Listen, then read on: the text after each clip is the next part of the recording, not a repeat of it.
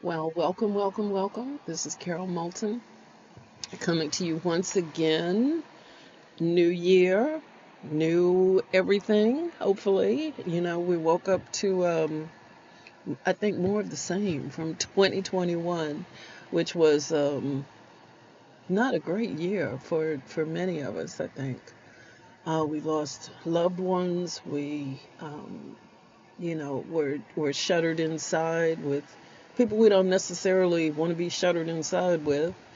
But it was a time for us to discover some things about ourselves as individuals, as family members, and as a nation. So, welcome back.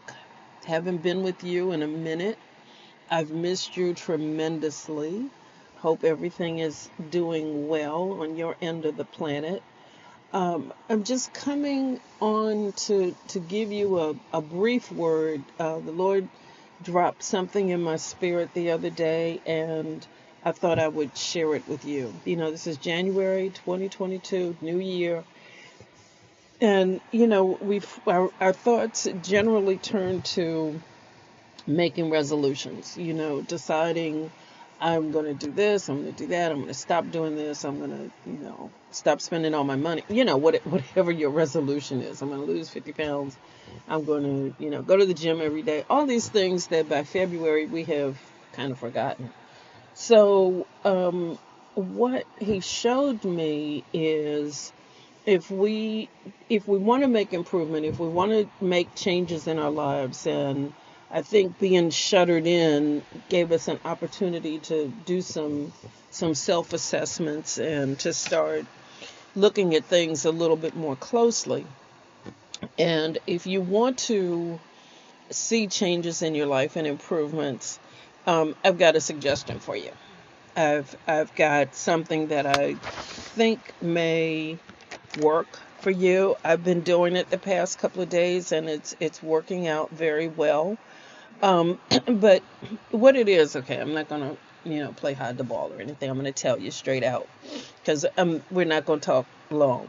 We're gonna talk. I'm gonna drop this on you and then let you go about your day. Basically, it's 22 and 22.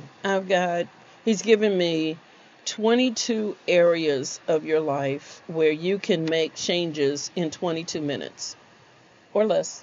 But 22 was sort of the baseline. And I was like, well, that's intriguing, what are the 22? So I'm not going to talk. This is going to be a part one. I'll do a part two next week. So we'll see how far we get.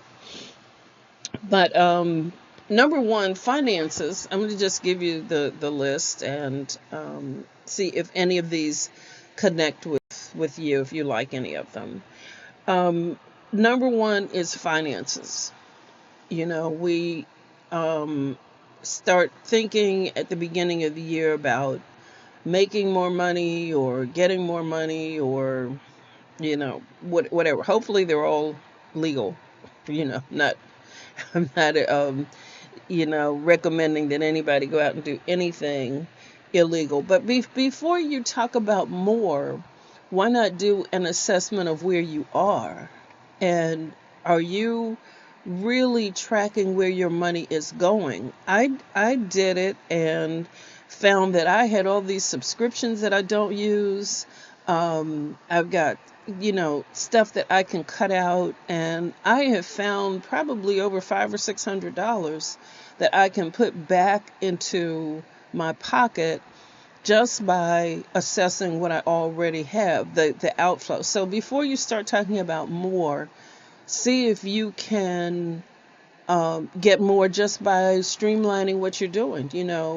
If you cut back on the Starbucks every day, if you cut back on, the fast food and the delivery food, that gets expensive. Even when they say, a low delivery fee, they get you with, some other fee. So you still end up paying, $10 or whatever just to have food delivered to you. So, with respect to your finances, Before you start thinking about more, first step, and you can do this in 22 minutes, take a bank statement and start looking at where money is coming out automatically. Another way to do it is to walk around with a notebook for the rest of this month, and everything that you spend, every time you spend something, write it down in the notebook. And I think you'll be surprised at how much you spend kind of without thinking. Another big one that'll get you is places like dollar stores, where you think, oh, it's so incredibly cheap, but you can end up spending a lot of money in the dollar store because it's just a dollar, it's just a dollar, it's just a dollar. Actually, there's not going to be a dollar anymore. I heard that they're going up. So it'll be something like $1.29 for each thing or something like that. But that's another place to look. Just really start taking your financial temperature and see where your money is actually going, where you're really spending your money. And it's about becoming more intentional with your finances. We don't have to be, it's like we don't have to just spend money blindly. We can be much more intentional with the way we spend and what we choose to spend our money on. There's some companies that I will not buy from because of the people that they support, period. But anyway, I'm not going to get political. I'm just going to give you 22 areas that you can make improvement in your life 22 minutes.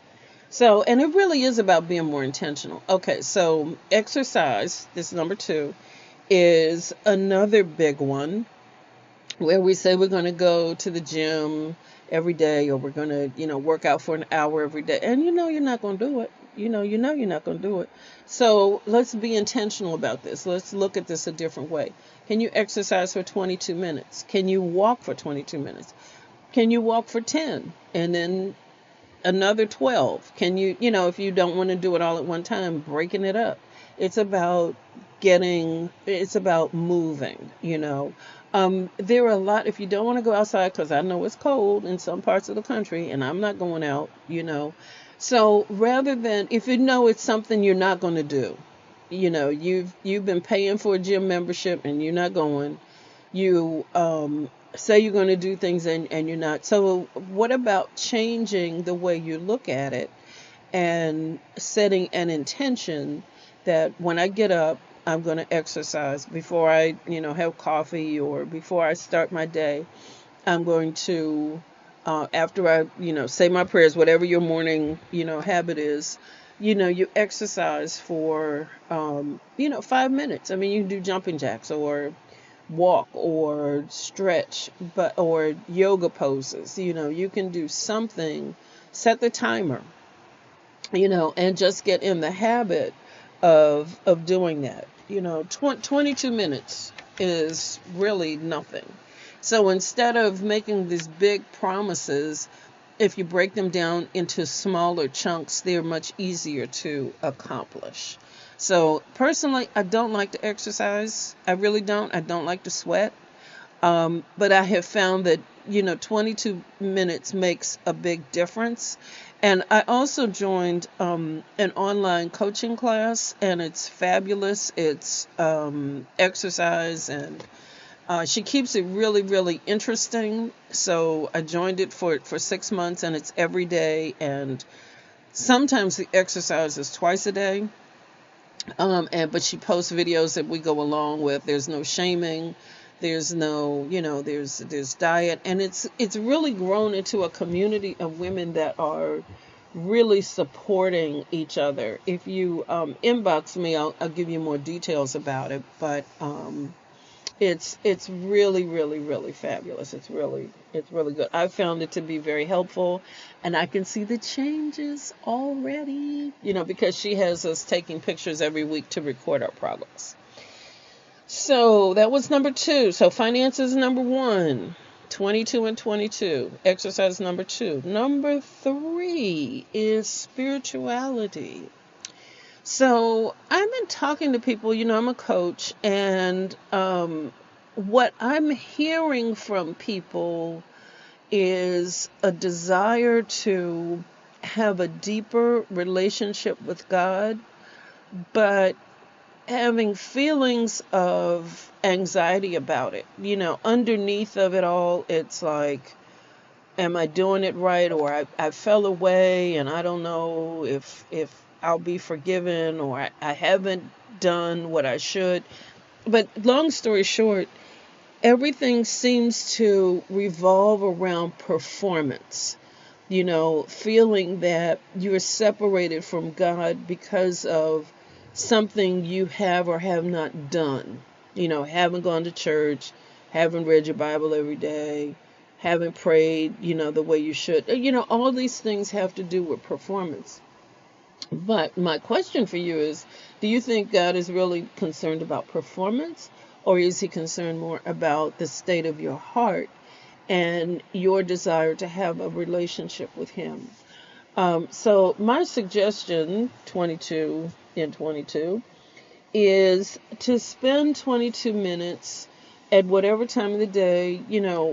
For some folks, for me personally, I like to start off the day with 22 minutes in meditation or journaling, and it sort of sets the parameters. It sets the day. It's good to set your intention before you jump up and rush around and, jump in the shower, get kids ready, gotta run, gotta do, da da da da da. Just spend 22 minutes in gratitude, that he woke you up this morning.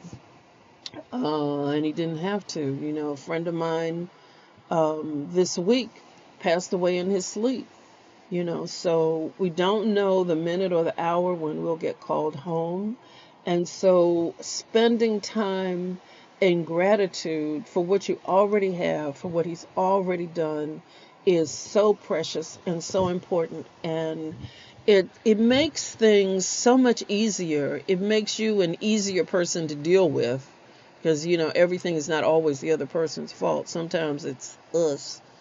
And it gives you a nice baseline for starting the day. So spirituality is number 3. If you want to spend 22 minutes in the Bible or 22 minutes in meditation, there are some really good apps that give guided meditation or music. If that's something you like.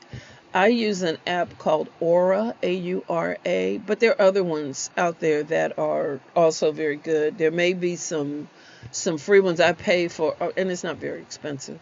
But I pay and I use it. So that's going back to finances for a second. Whatever you're going to pay for, make sure it's something that you're actually going to use, that it's not just sitting in your closet or in a drawer somewhere. Number 1, 2, 3, where are we? 4 is relationships. And it's a good time.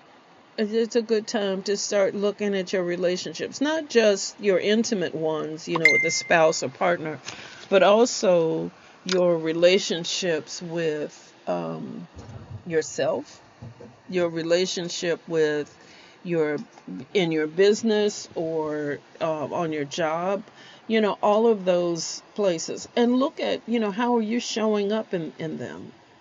Are you showing up, kind of grumpy and like, mad at the world, or are you showing up as a kind person? Are you showing up out of the overflow of love that you already have?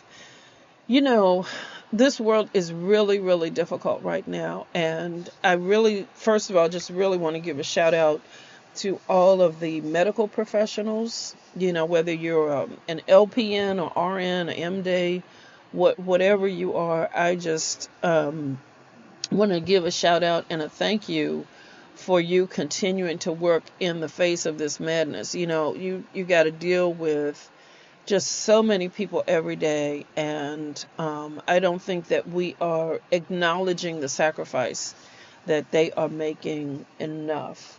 So back to relationships. I digressed for a second. Sorry. Relationships are important. So what kind of time, what kind of intention. So if you want to improve, let's say with your children, instead of treating them as, okay, I got to do this for them, I got to feed them, I got to do this, make it a rule in your house that nobody comes to the table. This is you, dad, mom, everybody, kids, everybody. Nobody comes to the table with their phone or iPad or whatever. I think the most heartbreaking thing I see is when I'm in a restaurant and I see everybody on their phone. I'm like, what was the point? Y'all could stay at home to do this and just order it in. What's the point? So I think we're losing connection with our families and with ourselves because we're connected to devices and not to each other. Ooh, that was good. That'll preach. Wow. Thank you, Lord, for that one. We're connected to devices, but not to each other. So, 22 minutes. That's about the time it takes to eat dinner. Make it a rule that we sit down. If you can't do it every day, at least once a week. Everybody sits down together and you talk, and you're concerned about each other and you find out how things are going. You'd be amazed at the things that your children can talk about and tell you about, and you have no idea what's going on in their lives if you don't ask. So it's about connecting or reconnecting, and relationships are so important, and it's time to take a step back, pause, and check in with your loved ones. This is going to be the last one for today. This is number 5. We're only going to do 5 today. Diet. And that's usually the big one that everybody talks about. I'm going on a diet. I'm going on a diet, first of the year. I'm not going to eat any more sweets. I'm not going to do this. I'm not going to do that. So, this is 22 and 22. So, how can we improve our diet? Well, okay, this is part of the taking inventory. So, what do you normally eat? I know sometimes you get caught up and you got to do things just, fast and dirty. That's a bad metaphor, but, stick with me. You just got to get it done. So, how about being more intentional about diet? If you have the means and you want to make changes, say you want to go to a plant-based diet and you need some help, you don't know where to get started. Okay, here's some suggestions. Pinterest, which is a free app, is a great place to search for recipes. I have found some really good ones. YouTube, free. You can find great recipes, there are just all kinds of ways. You can, if you want to buy a book, is Kindle, and that'll give you all kinds of suggestions for books. You can, preview them and decide which ones look good.